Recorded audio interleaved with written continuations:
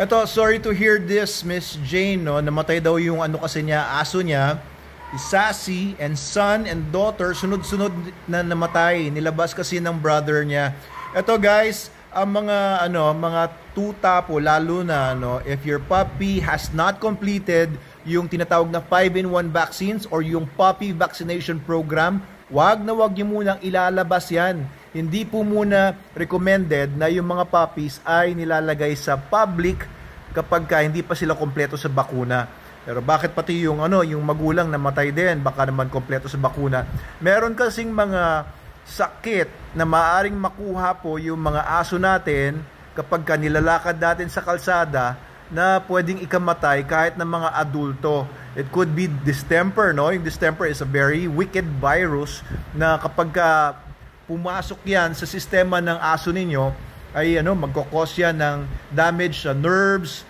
Makikita niyo po yung aso ninyo manghihina at maaaring dahil sa damage ng nerves niya, manginginig-nginig yung aso, hindi na makakain na maayos, etc.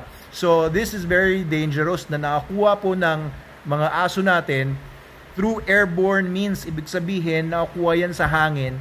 Kung may mga distemper cases na aso, may mga dogs na may distemper sa paligid.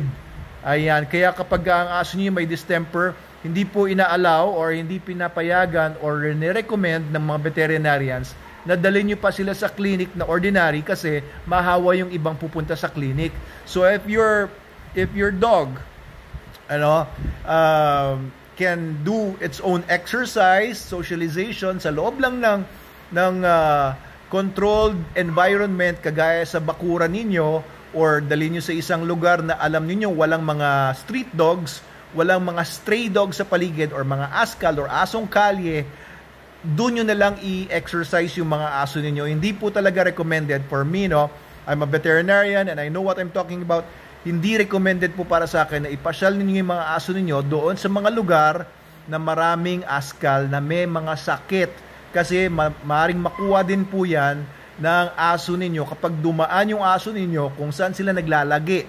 Maaaring may mga dumi pa yan sa paligid, makakuha rin yung aso ninyo ng mga worms, makakuha yung aso ninyo ng iba't ibang mga parasites kagaya ng mga Sarcoptes, Demodex, etc. So, lalo na hindi kasi ma-suppress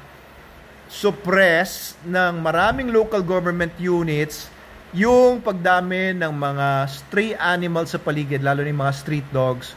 And if your village or if your place of residence has a lot of street dogs na may mga sakit, maaaring hindi naman talaga maiwasan na magkasakit ang mga stray dogs, huwag nyo na lang po ilakad yung mga dogs ninyo sa mga lugar na yon. Okay, ang tawag dyan ay biosecurity. Sa mga farms, bawal talaga pumasok, lumabas ang mga animals doon sa farm kasi pinoprotektahan nila yung mga baboy man yan or mga manok man yan from diseases coming from other animals.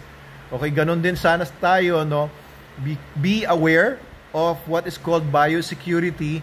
Iwas nyo po yung mga dogs ninyo sa mga lugar kung saan pwede sila makakuha ng sakit.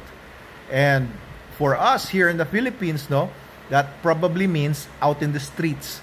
No, sabi ng iba, diyan makikita ang lakas ng aso ko. Diyan makikita ang lakas ng aso nyo. O mahihina pala yung mga aso ninyo eh.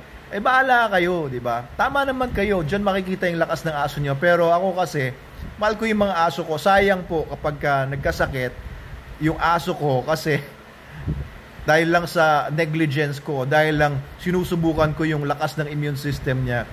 Hindi po.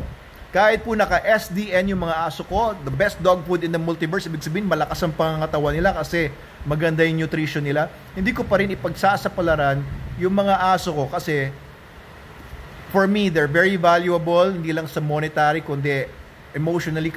Pag nagkasakit yung aso ko, ang bigat po sa damdamin yan. Okay, so sorry po ulit, Ma'am Jane, sa inyong na-experience.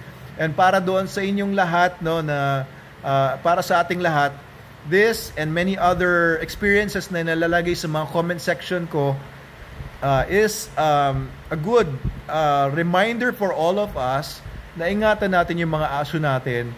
Hindi lang basta-basta yan nilalakad sa mga kalsada dahil gusto lang natin ipagmalaki sila, or kung gusto mo natin silang i-exercise, socialize, lagay natin sila sa safe, secured environments to do those things. Okay, Doc Abel Manalo po ito. Please follow and share our videos.